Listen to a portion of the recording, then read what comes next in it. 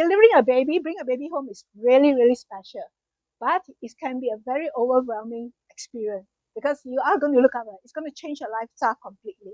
So there's something that you must remember to do before you leave the hospital. There's a whole group of people there that you can ask for advice, for tips, and for any queries, answers to your queries. Now, when you're at home, your priority is also you have to learn to take care of yourself and this baby here. So ask for help if you need be. Ask your relative, your family member, your hubby to run errands for you. So whenever you handle your baby, always remember this. Please support the baby head and the neck. Okay? Alright. Then some parents like to play with your baby this way. Please be very careful because your baby brains, their vessels there are very fragile and very weak. So if you tend to shake this, it might cause bleed there. When you are home, please make sure that you or your family member or anybody looking after this baby, they must remember the golden rule of hand washing. Hand washing is very important. You can have visitors, but limit your visitors. When visitors come, always check. Do you have flu? Are you feeling okay? Do you have any gastroenteritis or problem? All this? Tell them please don't come. They can come and see the baby when they're better. Okay? And when they come, don't let them speak over your baby. They can wear a mask, but don't let them go too near because droplets can, spread a lot of infection to the baby. Yeah.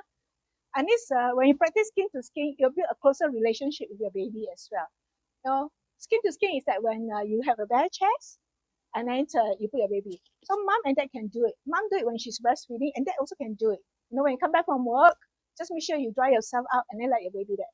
It's very good. If you put your baby sleeping on their back, that is the best position and the safest position to be in. If you put them by the side lying, the baby can roll. At whatever age, the baby can roll. So when the baby roll, their neck is very weak. They tend to suffocate. So it's not a wise position to put. Also remember around your cot, don't put stuffed toy or loose item because it might drop on your baby and your baby might get suffocated. How do you know when your baby is not feeling well? Baby can't talk to you. They only can cry.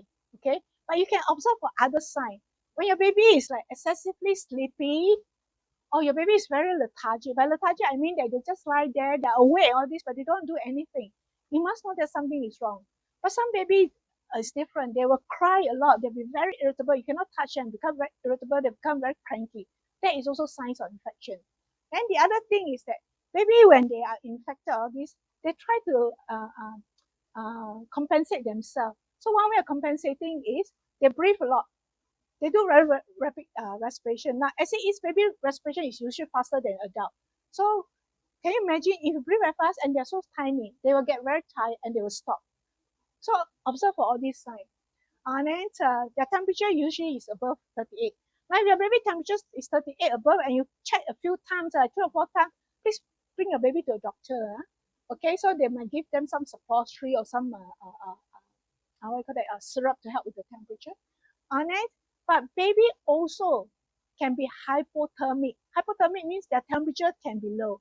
Certain kind of infection, the baby actually have low temperature, not high temperature. So don't touch your baby. Say, oh, temperature okay, what? It's okay. You can observe.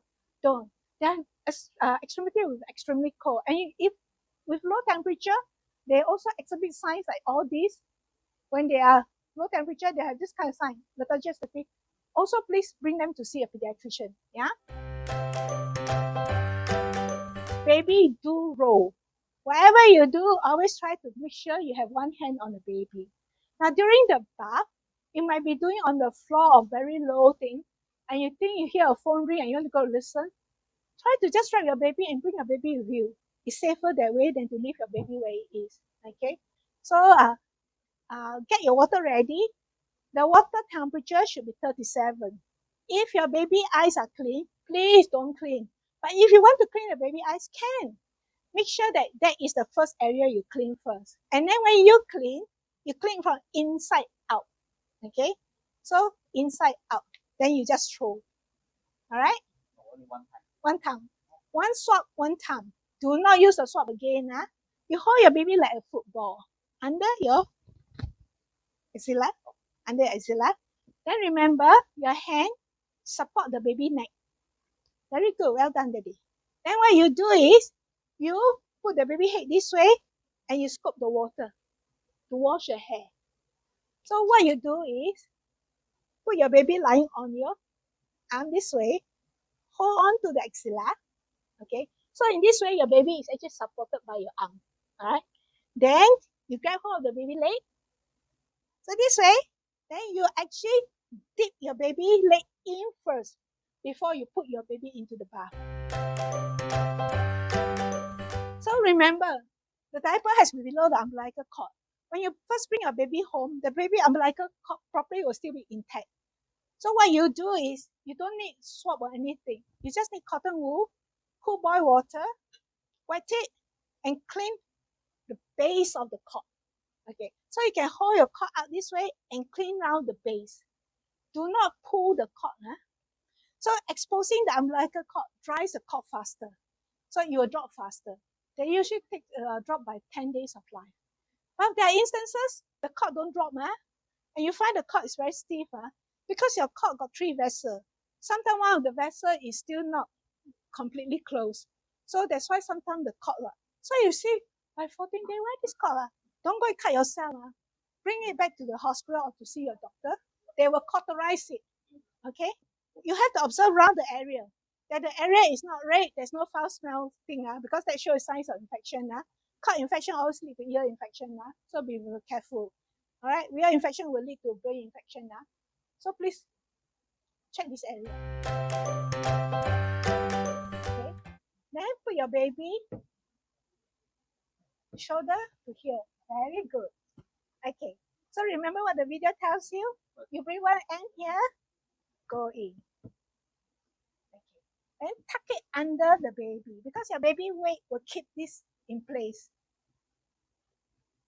The other one is bring this up. Make sure this is a bit loose. You can tuck it here or you can put it behind and let your baby weight carry it.